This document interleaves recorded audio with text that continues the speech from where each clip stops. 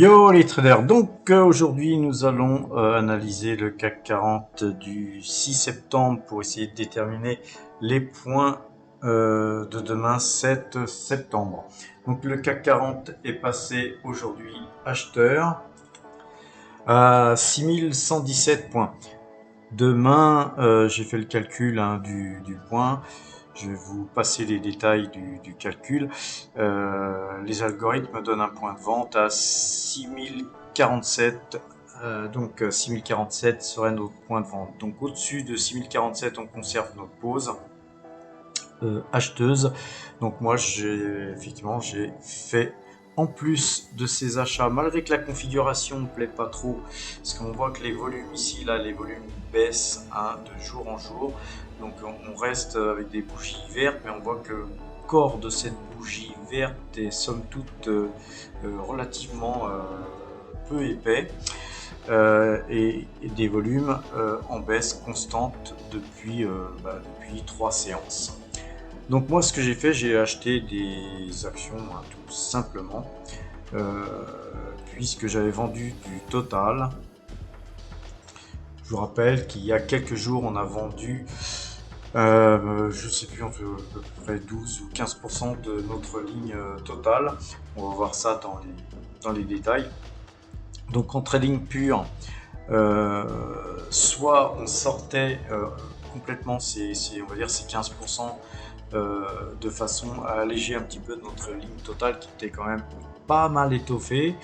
Mais là, je regrette pas. Bon, elle a beaucoup monté hier, parce qu'il y a une bonne nouvelle hier notamment. Mais là, moi, je vois quand même que les cours du brut, là, sur ce trend là, si on venait à casser ce trend là, je pense qu'on décrocherait sur le brut.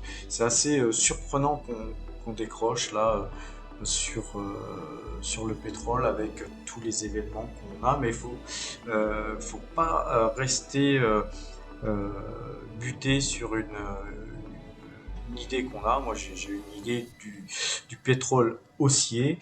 Je l'ai toujours. Je pense que le pétrole devrait normalement techniquement monter, mais ce qu'on voit là, c'est que c'est pas le cas.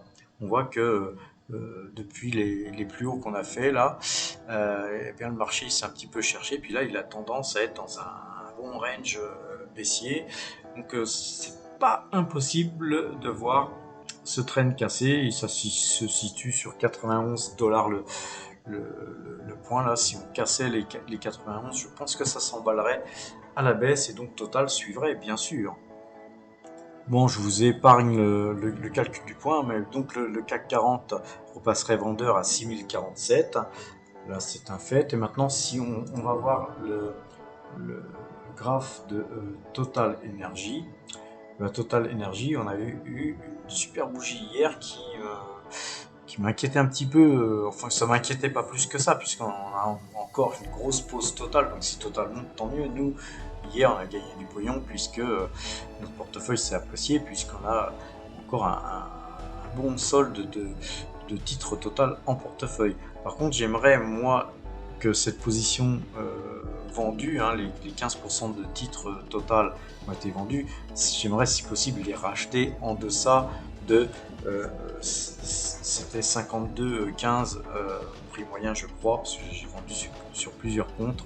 Donc aujourd'hui, c'est très bien, parce qu'on a clôturé en dessous de 52,15, puisqu'on a clôturé à 51,71. Donc voilà, donc on va faire le test. Vous savez que j'ai un nouveau système que j'ai mis en place pour trader Total Energy.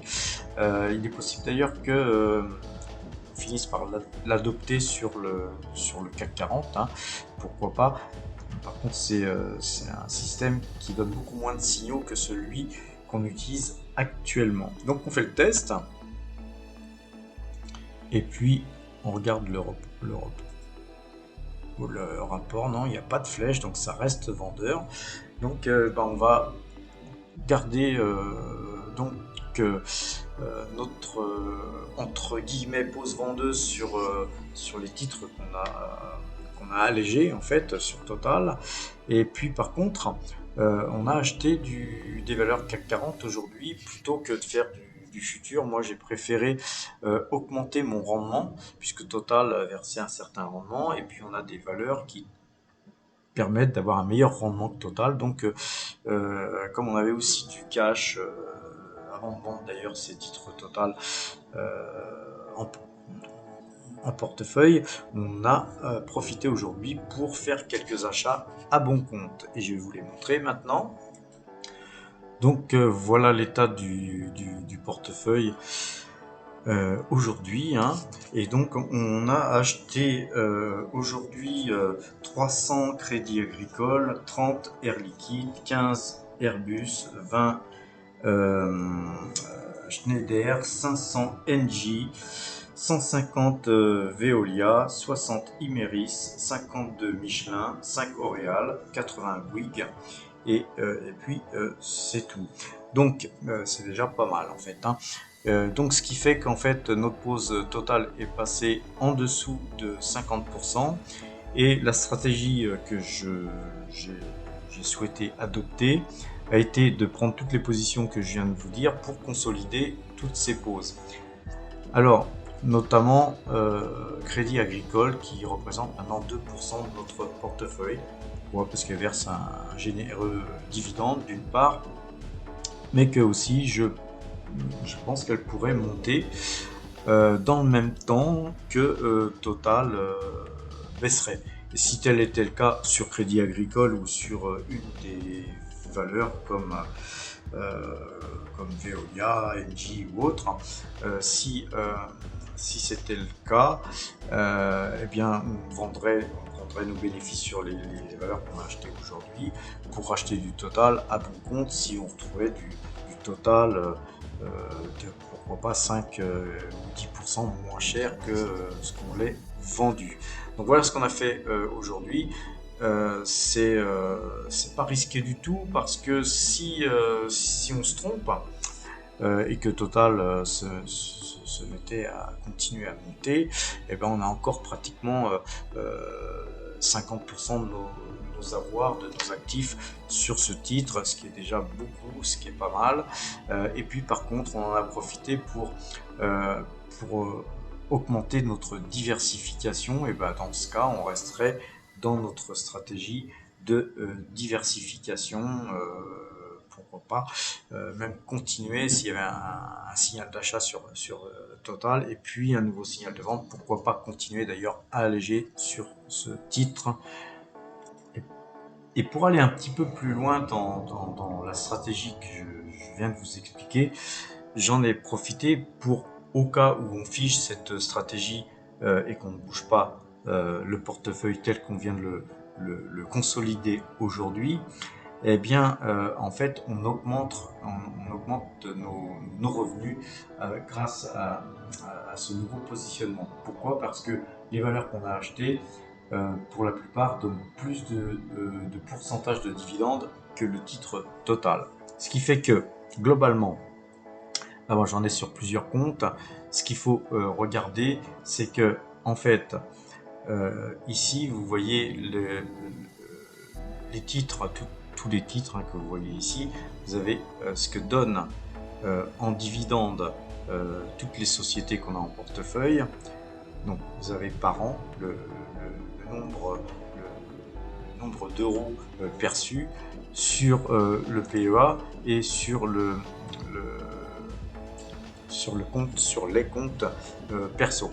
Ce qui fait en fait un dividende total. Quand on additionne tout ça, on a le total perçu.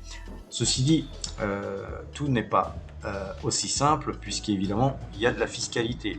Donc moi là-dessus, j'ai retiré évidemment les fiscalités qu'il y a pour les sociétés, parce que j'ai des titres sur deux sociétés, sur le PEA, la fiscalité du PEA et la fiscalité pour les titres perso. Ce qui fait que globalement, et c'est là que ça devient intéressant, globalement, on avait ici un revenu mensuel de 3800 avant cette opération, 3800 je sais plus, 5, quelque chose comme ça, 3805. Et là, on passe à 3944. Sachant qu'il nous reste encore une bonne poche de liquidité, puisqu'on a encore 64 000 euros de liquidité. Donc le but, c'est de dépasser, les 4 000 euros de dividendes mensuels. Alors c'est une moyenne, hein, bien sûr, et donc d'avoir un revenu complémentaire mensuel de 4 000 euros. Et donc ça m'apparaît, c'est une bonne stratégie. Donc voilà, dites-moi en commentaire ce que vous en pensez. Mais voilà ce qui a été fait aujourd'hui. Pour terminer, il me semble que j'ai oublié de vous montrer notre tableau de trading sur le CAC 40.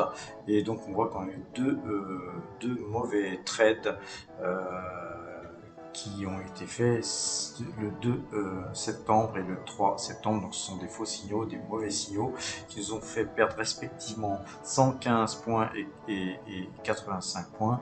Et là on est en cours de pause, hein, puisqu'on est resté en pause à 6117. Donc trade en cours avec un total de 634 points gagnés, hein, depuis le 3 juin. Voilà les amis, je vous souhaite une bonne fin de soirée qui est bien entamée, hein, et puis à demain.